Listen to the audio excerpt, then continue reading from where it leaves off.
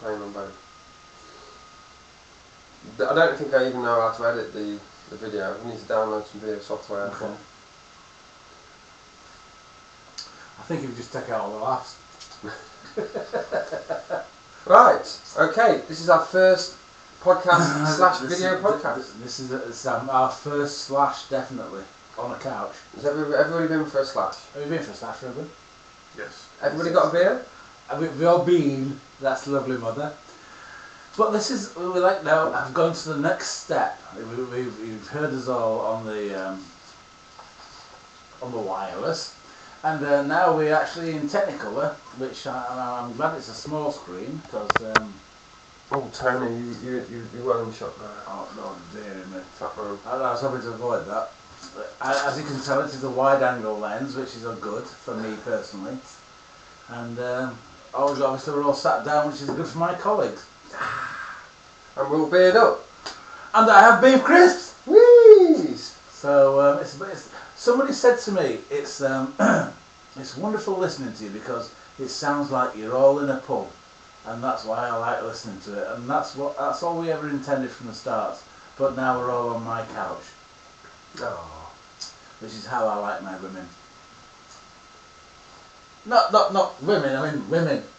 You'll take anything, Ronnie. Oh yeah, I'll take anything. Yeah. And a few and a few alive people too. Anyway, we don't want to talk about paedophiles. That was last week, the libel show. The libel show. I missed that really. You know, it was worth the several days in jail, and it's good to be back on a Friday. Right. What should we go for? Well, we have a cornucopia of stats in front of us. Today is the cricketing podcast. And we are all venerable members of Newark R&M Cricket Club. And we had a most wonderful weekend of probably living memory, seeing people drink a lot down that club. Well, it'll be the first time in the club's history, bearing in mind the club formed in 2010, would it not? That all three teams have won? All three teams won, and the great thing about it as well was not only was it a successful day for all three teams, but we had a wonderful wedding reception held down there, which raised a hell of a lot of money behind the bar. And the bride, after everybody had sated themselves sufficiently, handed out favours. yes. If the husband's listening, it was only in terms of beef, if that helps. We've got some free snap. We got food, yes. After the shagging. After the spit roast. Why am I always at the wrong end? And but yes, and still great piece of cracker. We tossed your shoes in. So we're doing a cricketing podcast. Yes. No. So we need. No fear. We need to talk about what's the cricket going on at the moment, Fatman. Well, I think it's mainly about the Champions Trophy. You've been watching it. Well, I was stuck in 2 hours of traffic getting off the estate last night, from work. So I was listening to the England versus Bangladesh game, and when England chased 306 to win. I'm alright. What do you think to the performance? Think we did a good job? Joe Root, fantastic. Best player at sea, isn't he? He is glue, isn't he? I think Joe Root is England at the minute, isn't he? Absolutely brilliant fella. And Hale's got 95. Bangladesh did well, sort of, with their resources, didn't they? I think that lad who got a ton, if he'd stopped in, he just played a bit recklessly when he got his ton. He obviously went for it a little bit.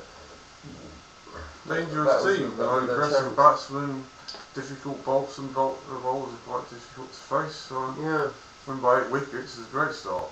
I think there are 3 teams that are not going to win it. I think Bangladesh are going to be amongst the also-rans, but I think if you look upon it sensibly, it's going to be between Australia and India, and England are going to be in there with a chance. And certainly when I saw the score racked up by Bangladesh, for England to come back with a victory, and that was absolutely superb. Yeah, it was Tamim Iqbal who got 128, wasn't it? But But interesting, it was Bangladesh that replaced the West Indies in this tournament because it's the top 8, isn't it? It's the top 8 teams. Top 8 ranked, yeah. So obviously Bangladesh was. But I feel really sorry in a tournament like this that the West Indies aren't represented. But basically, the West Indies are hot or cold, aren't they? And they just don't put it together. One of the things I absolutely love about, say, the Football World Cup is the diversity in the cultures. Wonderful, like lots of colour and spirit, and just dancing, and music, and to not have the West Indies there, it's like organising a party, and just. If you were going to go to anywhere in the world, not inviting Finch. Yeah, if you're going to go to anywhere in the world and watch cricket, where would you go to watch cricket? In a jacuzzi. In Savannah Park. And with the West Indian girls and the West Indian people and the West Indian cricketers performing Viv Richards proportions. With a chilled Martin Corgans. Martin Corgans, it's funny you should mention that. I'll tell you what, it's about time. Martin, actually, we're not allowed to be sponsored by anybody, but Martin Corgans rice spun is lovely. It really enhances our broadcast. Did you drink that, or was it just evaporating? I'm not sure, it just went on its own. You're allowed to stop over, apparently. And did you know they're only playing at 3 grounds? Because, obviously we're Nottingham, we expect them to prevent Champions. They're only playing at the Oval, Edgbaston's, Sapphire Gardens. And they've tried everything. It's been an awkward sponsorship thing with the Oval. The Oval's got a capacity of 26,000. Edgbaston, which is a rubbish ground, has got a capacity of 23,500, and Cardiff is really shit. Basically, we can't use rude words there, but it's shit, yeah. It's going off in Cardiff, isn't it? Because isn't the Champions League final down there? When is that? That's tomorrow, isn't it? Oh yeah, it is indeed, yeah. Real Madrid against Juventus, yeah. Which, I mean, I've been to the Millennium Stadium and it is a magnificent ground, but Sapphire Gardens with a 15,000 capacity, that's pretty appalling, isn't it? What are your thoughts on it, mate? All the grounds? What, any of the Champions League? What's your favourite ground in the world, Ruben? Well, I've only been to a handful, but where would I really like to go? Sydney, SCG. The bandstand. Yeah. There's not much of the old, well, I say with Adelaide Oval, there's not much left of the old grounds left apart from, the mountain stands and then, I like to go to Lords. If I had to name my 3 top cricket grounds in the world, number 1, in all honesty, as a trainee umpire, is Callum Road at Newark. Number 2 would be Trent Bridge, which is a wonderful, wonderful place with millions of memories. And number 3 would be the SCG, Sydney. Well, because that member stand, which must be the best stand in the world, and one day I will conquer my fear of long distance travel and sit in that stand and cry my eyes out thinking, I've made it, I've finished. Good place to end up. Your favourite ground at Callum Road, I suppose that takes us neatly and tidily onto Newark. I'm talking about Callum Road? Newark Ransom Miles Cricket Club. And about last weekend, the greatest history, or the greatest moment in the history of Callum Road. Yeah. By far. Well, it has got a long, deep and interesting history of Newark Ransom Miles. 1787 the first records began. Where the gentlemen of Newark took on the gentlemen. Well, it doesn't say the gentlemen. I can't believe Newark have ever had gentlemen. That's are you sure you got this right? Well, it was compiled by Chris. It was compiled by Chris Grant. So. Oh, that was true. Yeah. I think we've struggled for members for quite some time. Gentlemen. I don't think there's a stipulation. Yeah. Two-a-side tournament. You have to be a gentleman. We have to have a recruitment drive, French cricket, perhaps? No, just a gentleman. Good God. I think it's only Nick Townley left, isn't it, really? I was about to a dying breed. I was about to say 1787. It was only Chris Tall and Fatman were alive. Were you part of that team? Newark? Yes. I never really liked Newark, to be honest, because it was a very cliquey Controversial. Well, it's, you know, never been far away from controversy, but Newark was very cliquey and it was very. I didn't feel comfortable there. We always walked into Kelham Road and thinking, I wish I could have loved this place. I really wish I could love this place. But then you walk into the pavilion and you think, am I sitting in someone else's chair? No, perhaps I shouldn't really be here. And then in 2010, 7 years ago, Newark amalgamated with Ransom and Miles, and all the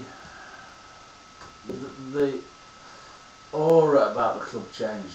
And now I walk into Kelham Road and I was painting a pavilion door at the Ground Force Week, and I felt so proud that was my football club, and at last I was able to look across that magnificent vista to the castle beyond and think, wow, this is my club, I am so blessed. It's a beautiful ground. You should definitely check it out on Twitter or Facebook. Newark Ransom Miles Cricket Club, a lovely view. And actually that's what that painting is about. And great teas by the magnificent Liz Evans.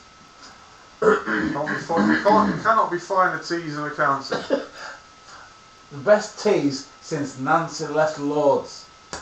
Since sliced bread, you get it? No, actually, the best cricket teas since Nancy left Lord's.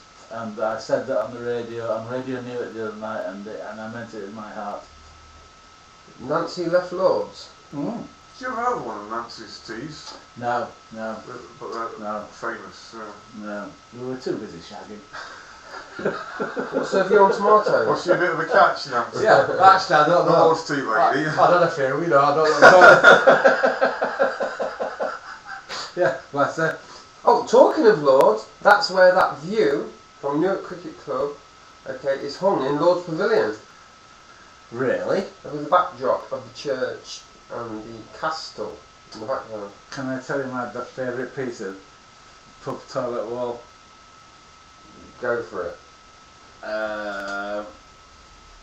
What's it called? What's that? Graffiti ever? Ah, right. I was in Malham, which is not very far from Skipton, up in Malham in North Yorkshire. Right. And somebody, to give you an idea of how far back it went, I was on a choir trip, and When you were a choir boy? yeah. God, Yeah. this is not... Yeah. Those are the days when it's called choir boys. These days. Have you sent this letter into Mayfair? No, because they never replied to my last one. But please, They don't make requests. They don't do requests. please, I'm gagging. And so, If you told me your bra size, you might have got a bit more action. but I watched the gents' toilets, and there was this graffiti on the wall, and it said, Henry Kissinger should be bloody well hung. And underneath somebody had written, he is Mrs. Kissinger. Which I thought, He said that joke every week and I still don't understand. And he's explained it to me well. actually, and it was I was about to go, crack on. What girth have you got? Plenty, trust me. That's why I call Fatman and you're called Bully. Yeah. Because you just go, how long girth have you got? And it's like you're picking on me just because I'm fat. What else has happened in the club's history? Well, I suppose year 0 is 1830, the formation at the Ram in Newark. As the extract from the Newark Times notes, we understand it is the intention of several gentlemen of Newark to form a cricket club during the summer. We are happy to hear it. The game is one of science, athletic and very respectable. Who've cheered? Very much so. And by practice, we don't doubt that an 11 can be easily formed to take the laurels from the brows Easy! of some of our neighbours. Yeah. RHP scum. What? Sorry, come out. You're not saying that, man. So yeah, that was Newark Cricket Club. Oh, And 19 years later, there was a big match. yeah, Tony was taken aback by this I think I was the umpire. fact, weren't you? The fact that there's a crowd of 4,000 present at the match Bit of between record. 22 of Newark and 11 of the England 11, skippered by William Clark. Paul, Tell me about William Clark. Wisdom, Box and Min. What's William Clark's relationship to... Oh, William Clark's got a stand named after him at Notts, isn't it? Is that right? That's right, isn't it? William Clark Is that right? was the this is listen fans. Oh, here. Clark, eh? Clark. But William Clark. There's a William Clark stand at Yeah. Didn't he was the founder of Trent Bridge? So I William right. Clark was the landlord of the Bell Inn in Newark in Nottingham Marketplace. The where? The Bell Inn? The Bell Inn, Right. yeah, as opposed to the other Bell. And That reminds me of a Man City story. what, the Bell Inn? Yeah. Yeah, we can't mention that, No. obviously. But William Clark was the landlord of the Bell Inn in Nottingham Marketplace. Oh, yeah. And he went along to the Trent Bridge Inn and saw this lady behind the bar and thought, oh, she's a bit fit. Or possibly looked into her back garden. Pardon? Well, we can't say this, it's not like it's going out on podcast. I looked into her back garden and thought, my God, what a great place for a cricket ground. And formed Trent Bridge. And he got married to said lady of the Trent Bridge Inn. But we never know to this day whether it was because he loved her or whether he loved the grassy background. And that's how Trent Bridge is formed. We all like a grassy background. What have you found on Clark, eh? Oh, no. Well, according to his Wikipedia entry, He can't done that himself. you know, founded, managed and captained the All England 11, and late 1820s he lost sight in one eye after being struck there by a fives ball on the court behind the Bell Inn in Nottingham. Oh, all neatly. So he's a one-eyed cricketer. Gets together. And indeed, yep, he One-eyed Willie. Tony's right. Yeah, we've all been there. Tony's right with the facts about Trent Bridge. Hang on about. He married Mary Chapman, the landlady of the Trent Bridge Inn, and we arranged for the land behind the inn to be made available. We've got Fatmanpedia. Who's Wikipedia? I tell you something, Google, I can't believe it. Dougal. Here's a good one. He is believed to be the only player ever to take a first-class hat-trick that included the same batsman twice, i.e. John Fagg, the hat-trick spanning both Kent innings. I bet it was nicknamed Faggy. So, I'll just cricket things, guess. obviously your mind boggles, doesn't it? But I wonder if that would... Because for him to have been the first wicket of the second in... Oh, God. He would have batted near the top of the order and got out late and then got out early second time That's around. what I was trying to say. Good job someone is not drinking. Sorry.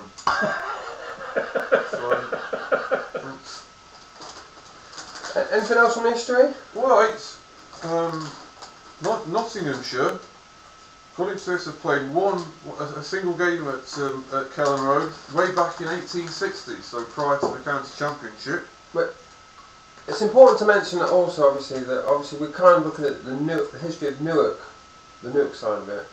There is obviously a full history from the RHP and the Ransom and Miles side, and Notts did play a lot at Elm Avenue. I was very lucky in that, despite my chronic lack of ability, I was asked to be a player for RHP Cricket Club.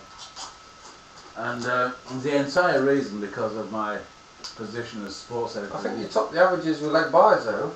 I think I came probably lower than that actually, but I remember a blinding catch at Claypole one day, and people couldn't believe it. But it was a 7-year career, and my highlight was probably at Claypole on that catch. But there was a magnificent moment for RHP where I scored 44 not outs. Yeah, we get to Pelton House. The Pelton House, and it was what a wonderful, absolute highlight of my sporting life. Until the captain came and put his head round the dressing room door and said, because I got dropped about 7 times and should have been about 3 times, and probably a couple of 3 or 4 very, very close LBW decisions, and he said, "Well done, mate. You got 44 for 5," and shook my hand. And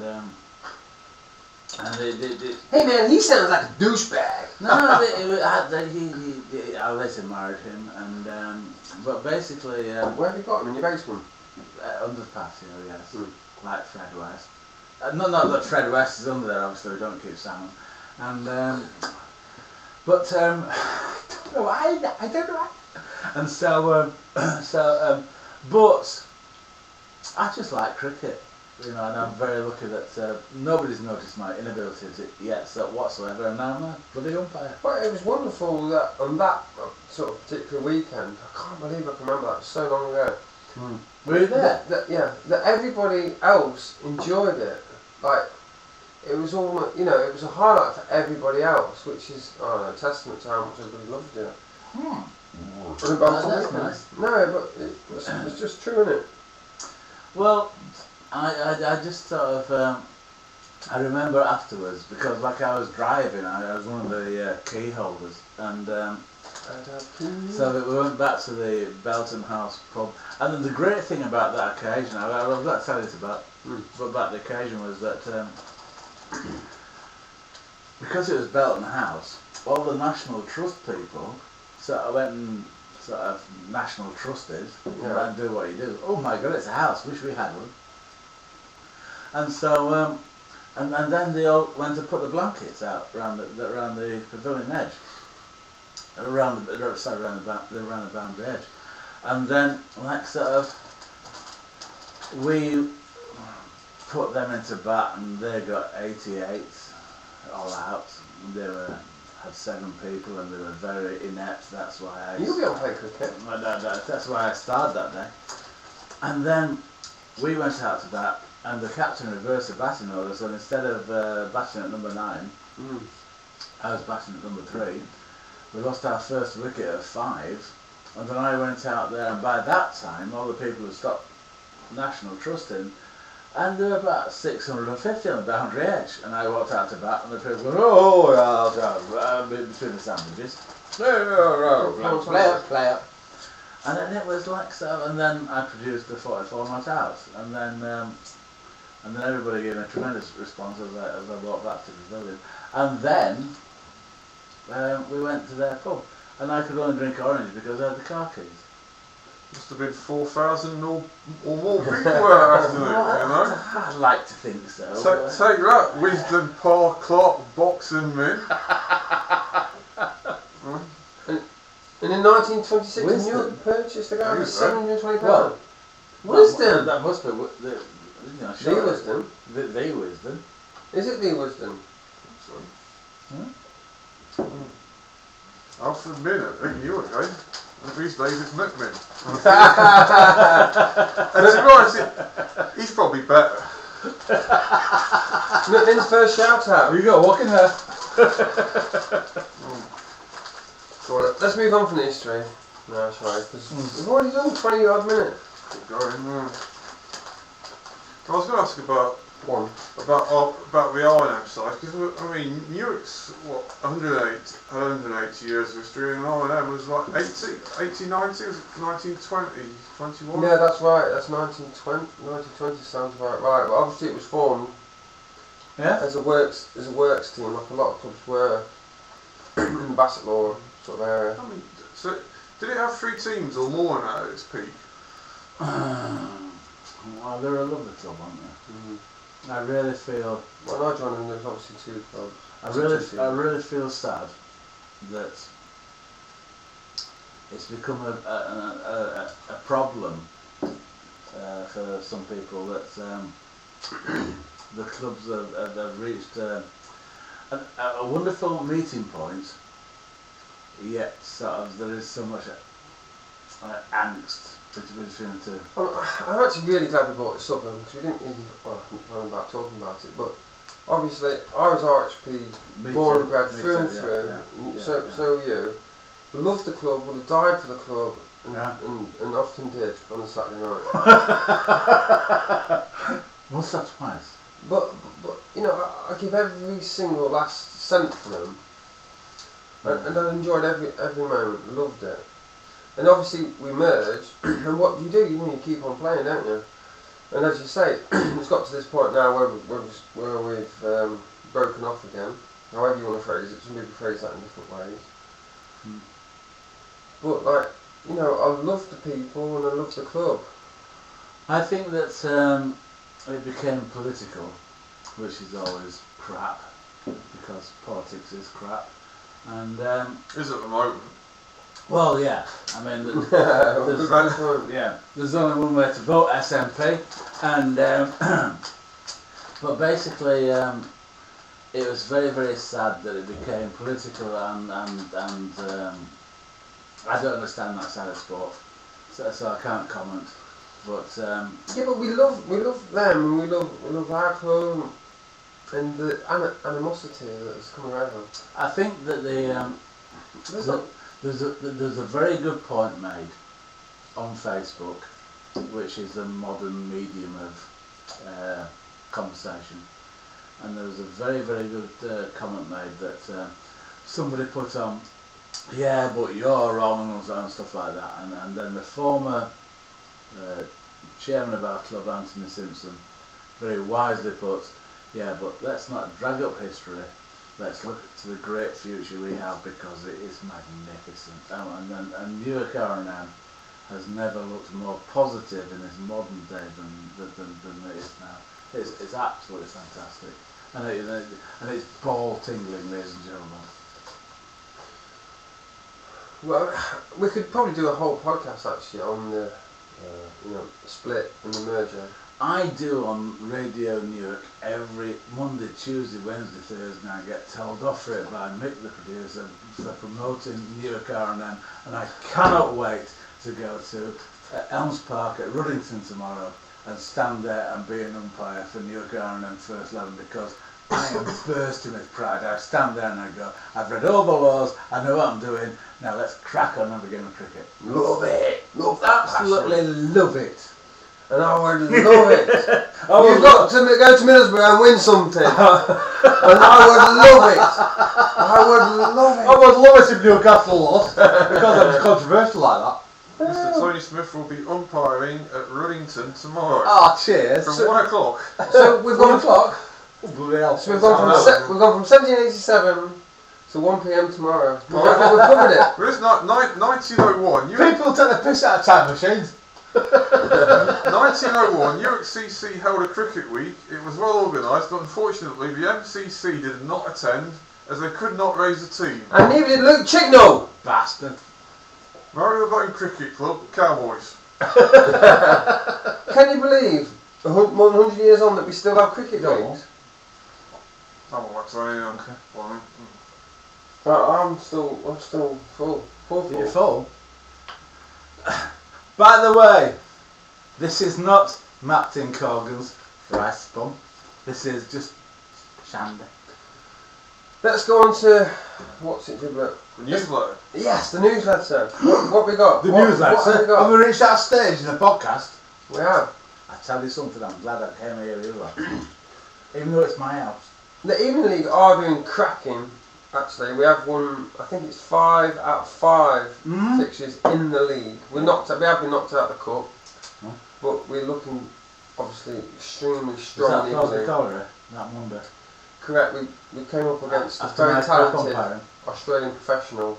They just smacked the hell out of the ball, and they won the cup. I think that's why Australians got sort of sent abroad. For being too good. No, it's obnoxious. What else we got on the newsletter? Breakfast. That is breakfast is an absolute boom, don't you think? Sensational that the club have a breakfast club. I absolutely love it. Breakfast is because the club need to form an identity. What better way to do it than breakfast? Breakfast together, and then you go off and play cricket together, and then you get drunk together, and then do stupid podcasts like this together, and then it becomes blood brothers. Yeah, building the camaraderie. Well, it's going with Liz Evans' teas and Bully and Harry's bacon rolls. But we've The cricket will fade from view because of the cancer. we're stepping up a notch, so aren't we? Tomorrow we've got full breakfast. Boom. So suppose then, just breaking off on a tangent. No. Tangent, can you imagine that? Jeez. So supposing, boy, we have to get drunk tonight, and we stopped at our place tonight. Would you be able to take me down there for breakfast tomorrow? Yeah. So Ruben, why are you not getting drunk with us? Because you could come with us. I've got to be back before midnight. Do you turn into something? A pumpkin! He knows a pumpkin. Yeah. We all know a pumpkin! We all know a pumpkin. It does like curries on Sunday night. We've got pumpkin opening and batting. He's opening batter for the twos. So how's your career going as a rank average cricketer? Actually, I'm below my status as a rank average cricketer. I've been a breathtakingly abysmal cricketer. Well, avoided swearing on there. You know, my efforts this year are noughts, and last week I managed 9 off of 19 overs. It was very painful to watch. 3.33. Have I got my statistics up here? Don't think you need them. Here they are, look. Here they are, look. Unfortunately, we didn't keep a track of my balls. So 4 games, 4 wins, 9 runs, high score 9, average 2.25. 2.25, yes, grim. But can I just take this But opportunity? you have made the top 30 batsmen at the club. Can I take this opportunity, Ruben, though, to just give a compliment to your brother? Yeah. What's his name?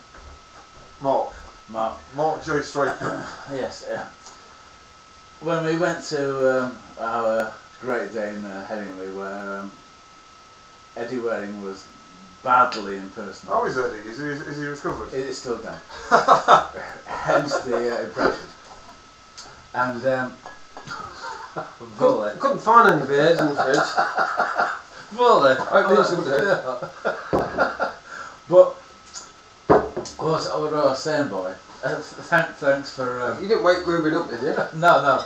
But basically, when Mark came out to collect us, when we had our trip to Headingley, wasn't it absolutely magnificently handled?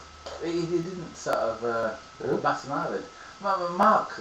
Yes, he did some batting. Oh, we're not on about cricketers and all. Yeah, no, just the man who rescued us at Headingley, Leeds, and. Have we put that onto a podcast? No, we have, haven't we? Well, no, we haven't. No, we have. But we haven't. But I think we should. No, we have. I think it was approximately episode 9. Really? Yeah, haven't we? Yes, we I have. can't remember. We have. That's very honest. We have. It was about episode 9. But honestly, wow. Yeah, because it was the Leeds podcast. Oh yeah. So it is. But you can tell we obviously get more junk and junk as the episode goes on. What, us? Oh yes, it is. Right. What else have we got? The matches last week. This is an important part. Oh god, yeah. So I think should we start with the threes? Is that all right? Great. Yeah, of course. So obviously,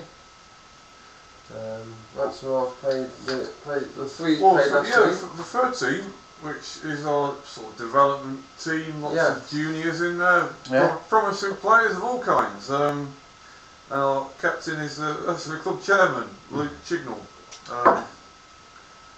who is I don't know how you describe Chiggers. He's No.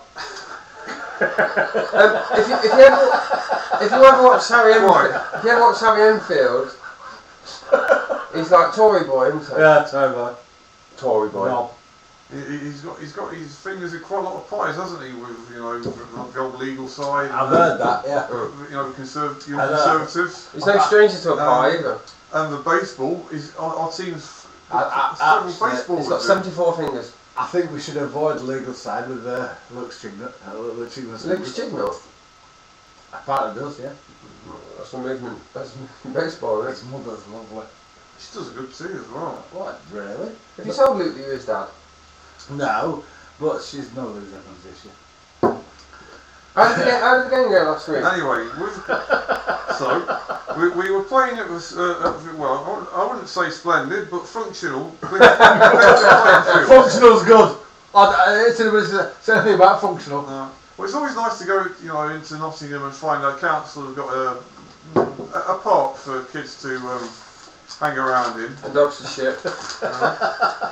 So anyway, we're playing at Clifton, the Ellerslie Cricket Club's 4th team, and Don't have a heart attack. Ray batted first and struggled, to be frank. We were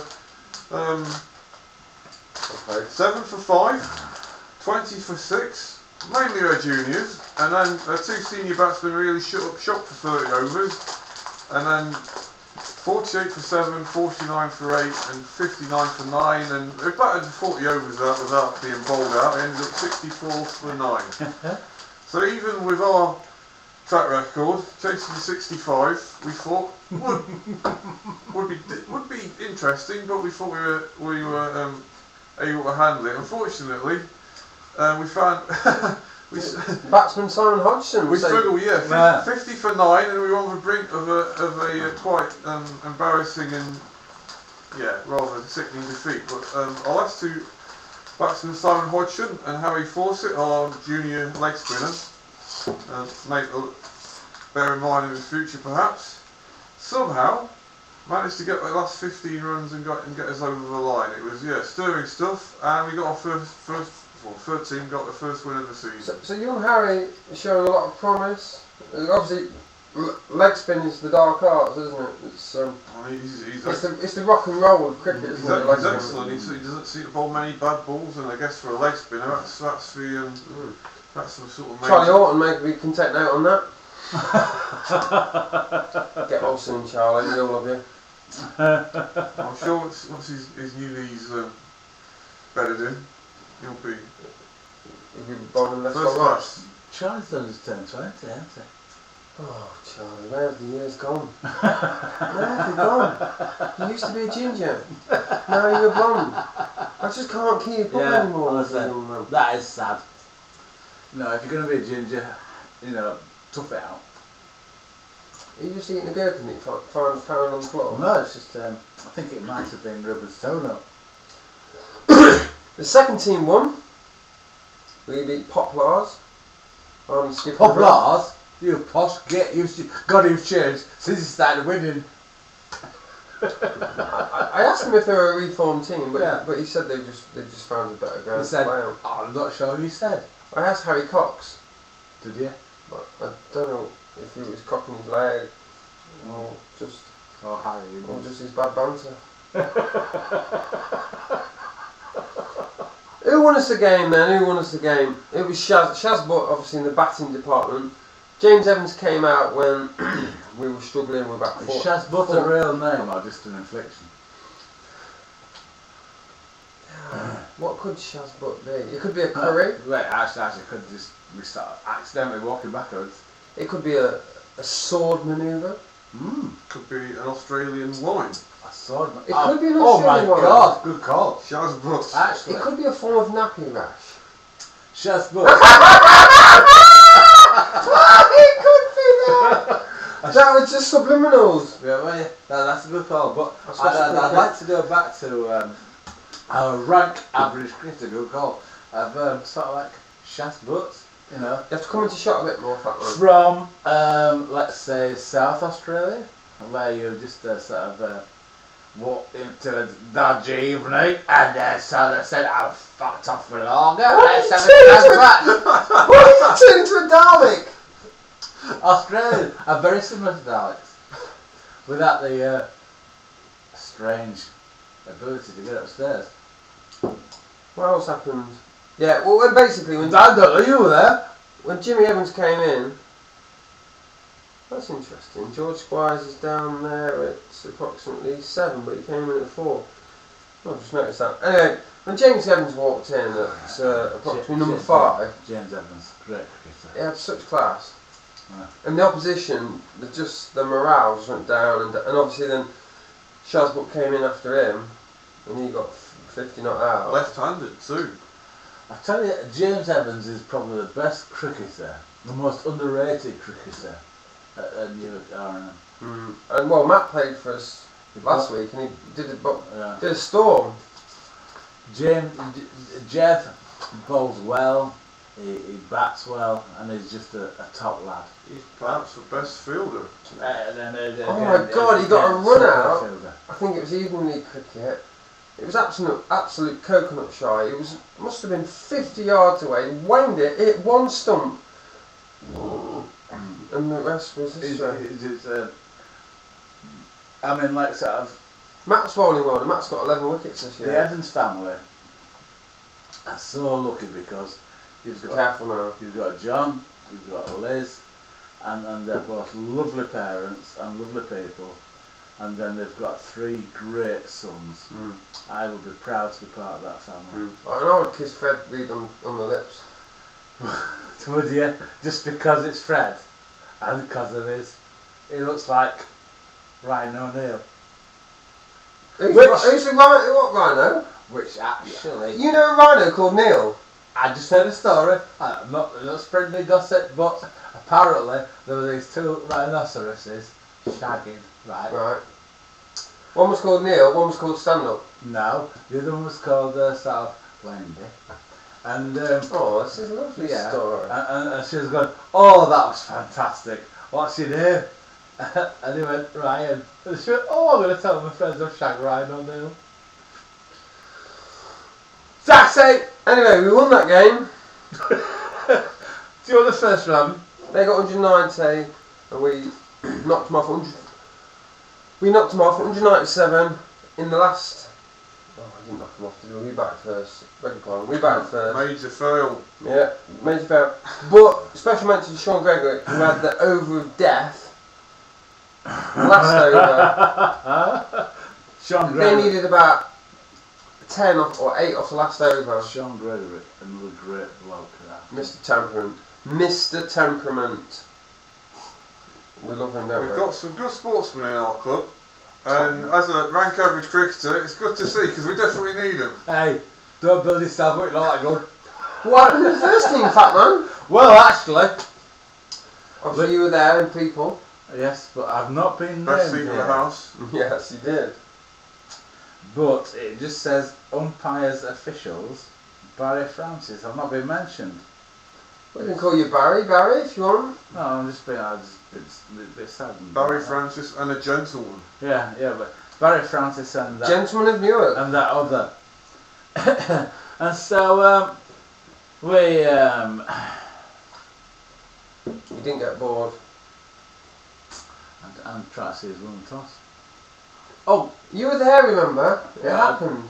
No, actually, a toss took place without me. It's not a J.K. Rowling novel. Kirkley Portland won the toss and elected to bat, and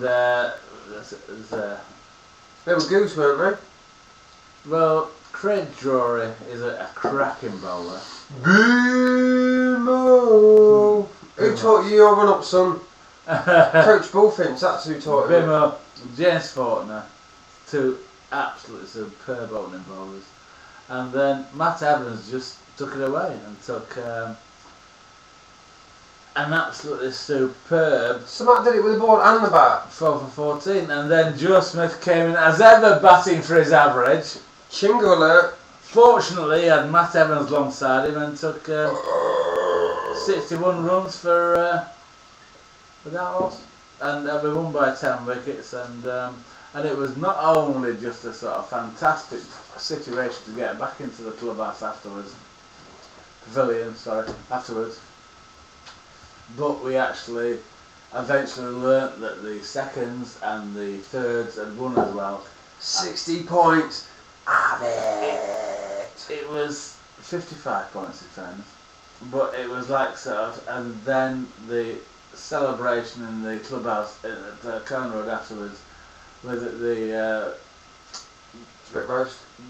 well, yeah, at first, And then the sort of bridal sort of party afterwards, Yeah. and then we were invited into the split row situation, and it was And it was just a happy ending. it was 5, 6, 7, 8, 9 years ago. Was that a step song? Well, no. 5, 6, 7, No, 8. 9 years ago. 6, 7, 8, 9 years ago, Newark Cricket Club were dying on their arse, and Saturday night showed that they are back. Yes. And I have been ripped apart the last 3 nights at On the split road. Radio Newark. No, but not voluntarily at first, but it's like sort of I've been ripped apart on Radio Newark by Mick Bradley, just saying how fantastic this what a fantastic direction this club is going in. Oh mate, well, I'm just in a happy moment. I cannot wait to get to Rullington tomorrow and absolutely be a part of a top of the table battle in Division E. That's not coming back.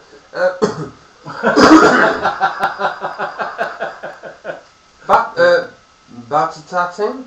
Batter-tatting? Batter-tatting. What batter-tatting? Have we had some of them? Even though you just dug it into Joe Smith then, you've got to hand it to him. No. No, you are. He knows I'm joking. His average He's a great batter. 25 runs higher than anyone else in the club. We played away at West. That is just effing frightening. We played away at Westbridge Fordians, and the Westbridge Fordians opening bowler, young 17-year-old Asian lad. He was rapid. I'd like to say a quick point actually. Not enough lads understand or appreciate what opening batting is all about. And Joe does it in a nutshell.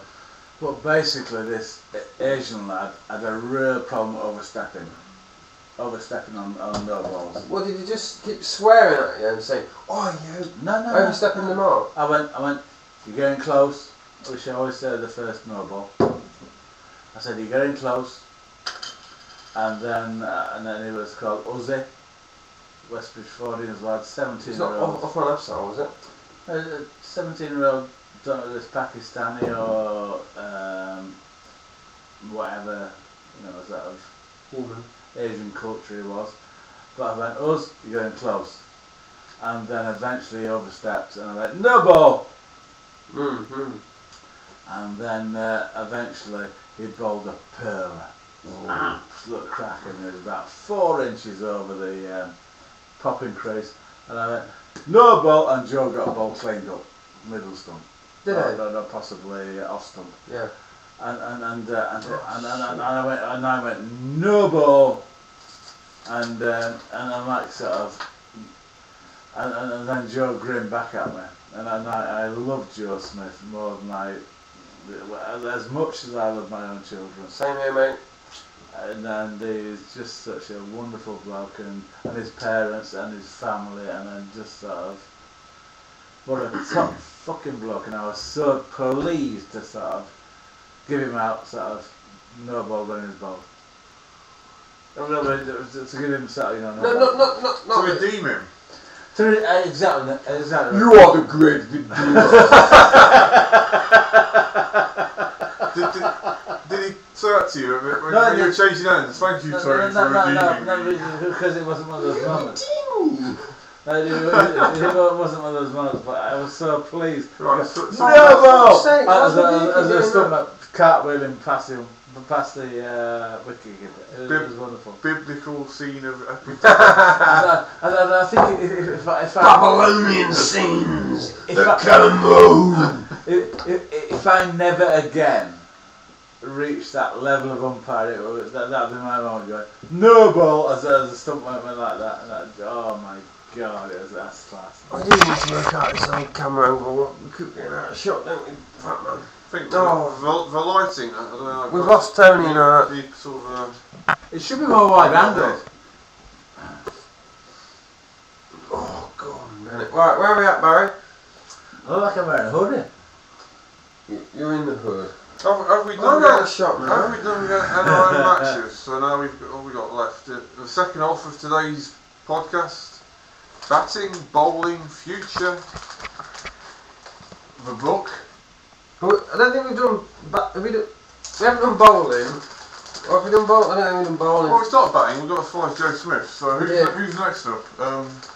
I think what would be important, if we do any special mentions, the lads that are showing a bit of potential. Well, one of the juniors, Dan Gregory. Watch your fingers, fucking hell. He got 50 in the week, didn't he? Ah! Mm. Congratulations to Dan. It was for the under 15s, I believe, was it not? Yeah, it carries on. I'm sure he'll get runs for seniors. He's a bit of bad luck, but yeah. Yeah, congratulations, Dan, on getting your first 50. Can I just say? I was 45 before I got my first 50. Can I just say? I'm assuming that you were under 15, so well done, mate. Dan Gregory Well done. is a lad that not only is a great cricketer now, but when you're umpiring him, he can come and talk to you, and you're not talking to a whatever-year-old lad.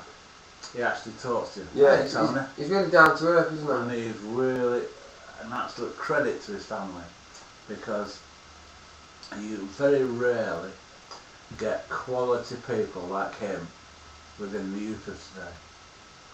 And Dan Gregory is I would be proud of him as my son. Yeah, absolutely. He's like a mirror of his father, isn't he? Sean. So is that Joe Smith and Dan Gregory you're claiming, Tony? Actually, I'd be proud to be anybody's son, even you. But I mean, like. Well, yeah, it depends on what a rank average cricketer in the family, isn't it? So. You're more than that. This is a throwaway. But don't forget, guys, we are a family. Hey, get off. Yeah, definitely. Get off, sector. Cheese bowl. Any more batting statistics that Well, there's a few jump out? There's a few blokes who got 50s. Joe Smith, of course, Robin Curtis, Robin. as we mentioned, Matt Evans, Got two. Luke Chigley got a 50 for the thirds at Collingham the other week. Yeah. He should have got 100, but then he had to leave. Well, he had to leave for a speaking engagement at an American football match down in Nottingham, so he deprived himself. No, I mean, that's shocking, isn't it? Well, Yellow card to the chairman.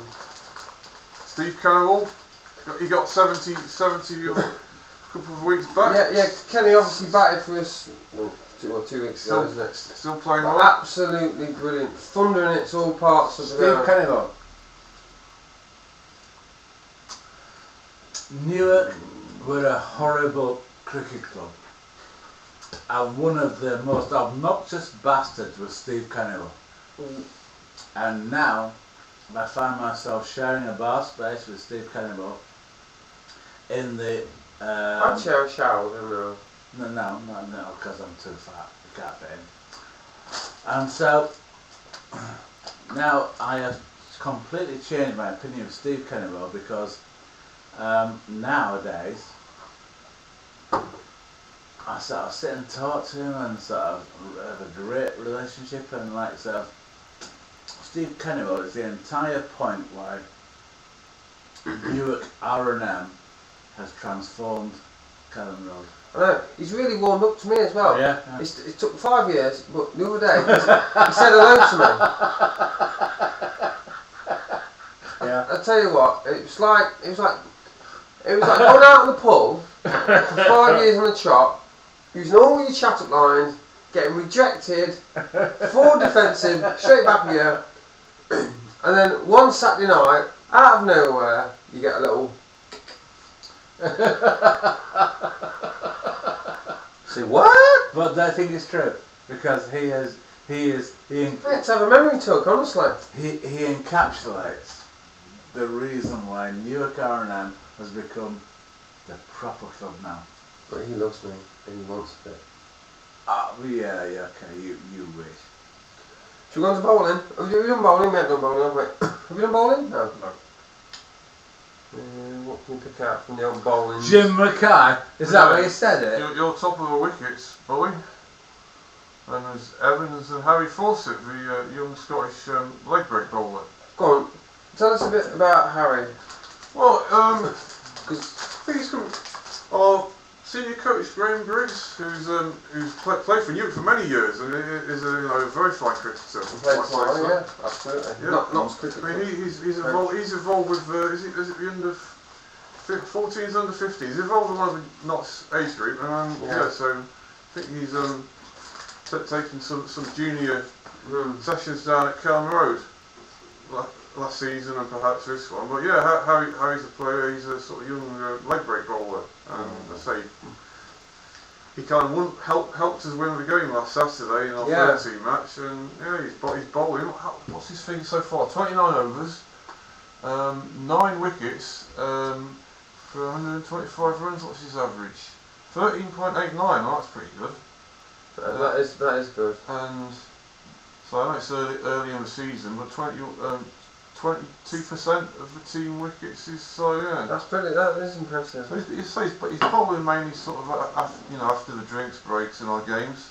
So he comes in and Wouldn't you be out there for drinks? That's not bad tactics. Drinks wickets. Yeah, drinks wickets. I wish they kept it to orange juice, to be honest. But do you think that Graham Briggs has actually improved as a person? Because basically he was always a bit of a knob, and then Graham Briggs has actually really improved as a person since I've known him from the advertised days. There's wonderful sessions that he's been taking. I know, and he talks such absolute common sense. I just love the bloke now these days. Well, obviously he's heavily involved with the pre-season nets. You went to those, obviously, didn't you?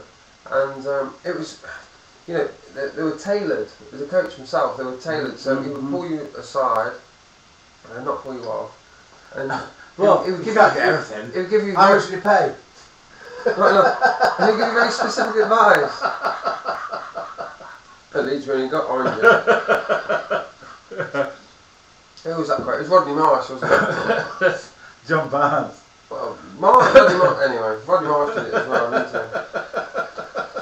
If you don't do your job, I'll pull you off at half time. All you got was your Watford. At least. we only got half an orange at Fulham.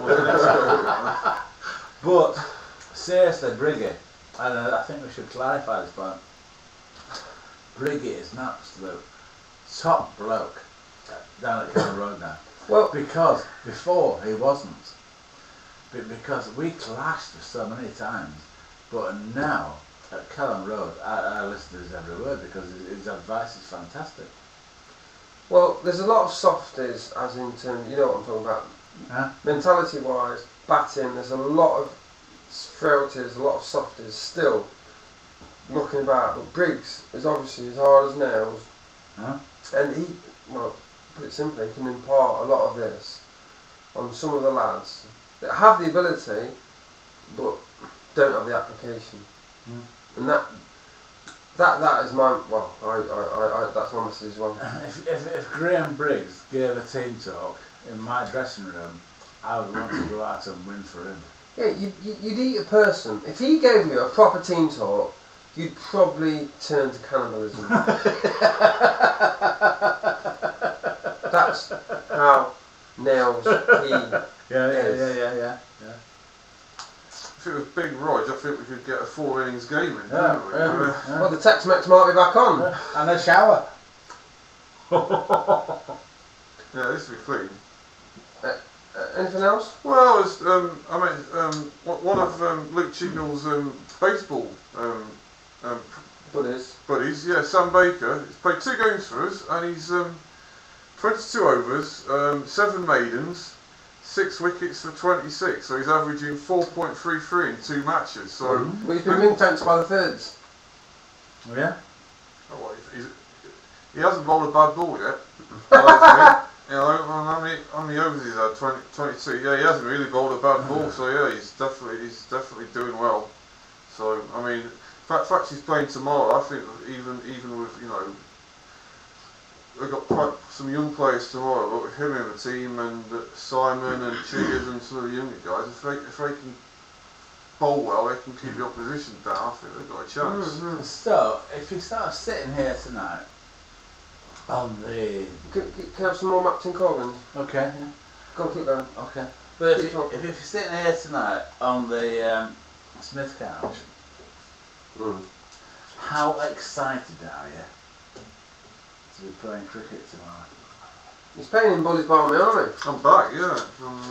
He's bringing back. So Ruben, does it give you a ball tingle to be looking forward to cricketing tomorrow? Yeah, I'm sorry, it's been a long week at work. I'm always a bit anxious about cricket because I haven't scored many runs. And, you know, when you're in form, you're up for it. And when you're out of form and the confidence is down a bit, it's more of a struggle. But I'm sure, you know, especially, you know, with the fielding, because I'm fielding well. So when we get out there, you play as a team, don't you? So if you put, you know, your bowlers put the ball in the right areas, your fielders back up, don't make mistakes, and, you know, keep it clean and tidy, and take the catches. That's all you can really ask for. And then the batting is how everybody applies themselves, and, you know, if you get 10 Jaffers, can't do it all, can you? But is Jaffa a biscuit or a cake? No, I think he plays for Fatman. But when you go to sleep at night, do you go, wait for someone? Or do you go, oh shit? I'm about halfway, I think. As I say, if I score 50 tomorrow, next Friday I'll be like Christmas again. But if I get another duck, I thought, oh no, not another one. Exactly, yeah. You know, cricket's such a mental game, isn't it? So, you know, It's such a cruel It's game. mental, and it's mental, isn't it? Because like, if you're playing football, which is my other love, You might have heard a podcast or two about football. We don't know. AOF. Any other football sponsored by me about. But it's like, so if football, you go into a tackle and you go, oh yeah, good.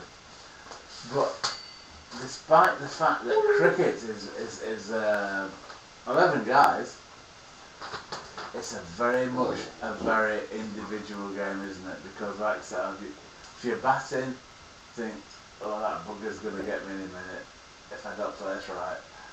And if you're fielding, you think, oh my god. And then if you're bowling, you think, oh, well, I've just got to rely on me to this stuff. And cricket is scary. You're on your own.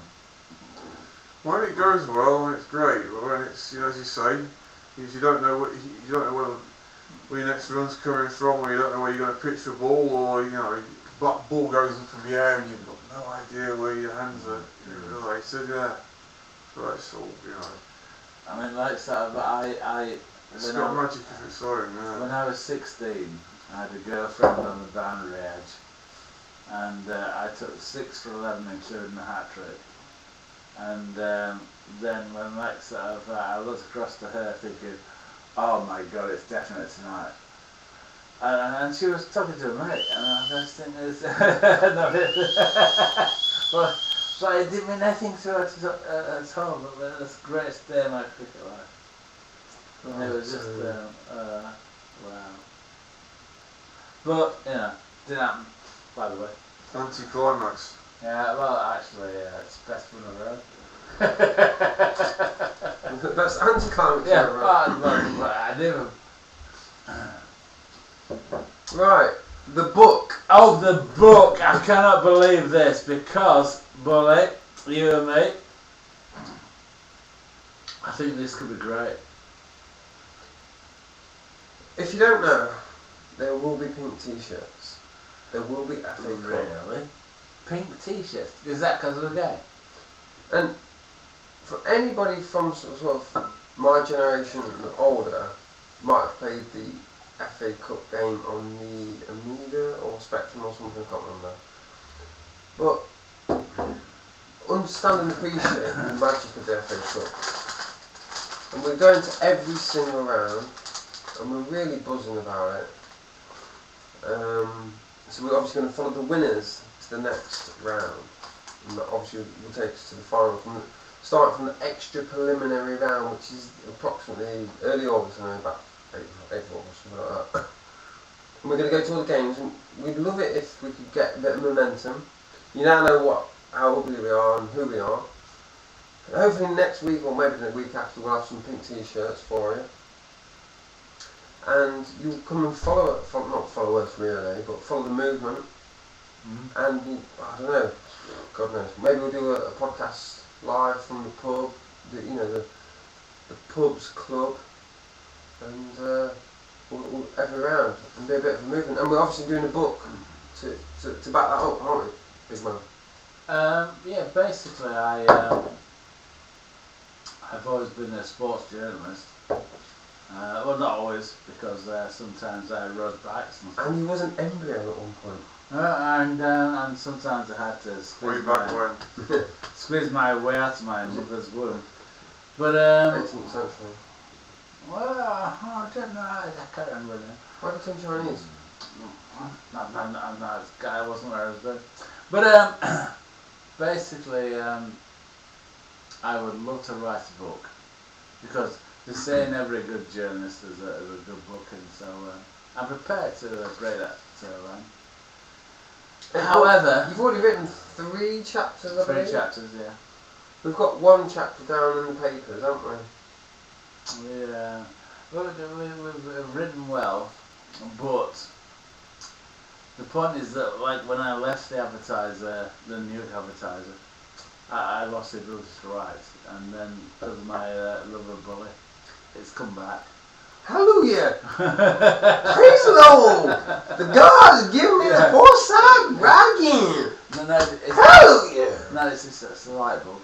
And but basically, it's all come back, and I will be really, really prepared to write this book. But there was a moment at Whitby, which is Whitby. chapter 3. Chapter 3. It was crap, because we actually left the ground, and then it became about the most magnificent time I'd ever spent with a bloke. Non-sexual. Non-sexual, but the most romantic time I've ever spent with a bloke. And we were sat there on Whitby Pier, and the sunset, totally pink. Our eyes crossed. And yeah. And my eyes unfocused as well. And we caught 2 helpless things, which was horrible. Well, and then you pulled your pants up.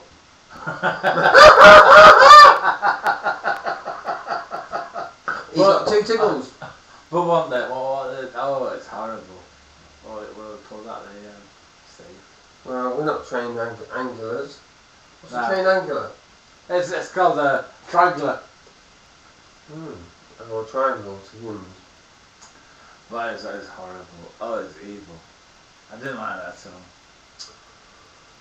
Okay. We would like you to subscribe to our YouTube channel, please. Oh, are we getting serious now? Down below, there's a subscribe button. Can you please subscribe? Then, otherwise, you're fucked. Would anybody else, have you got any,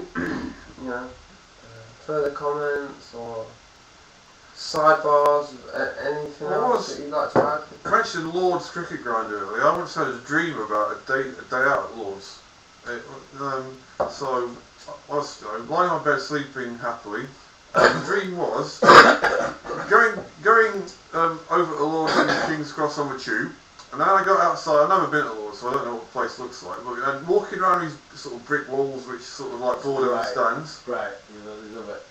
And then I found myself in a queue of various sort of MCC members with their plum and custard ties on, queuing up to get in.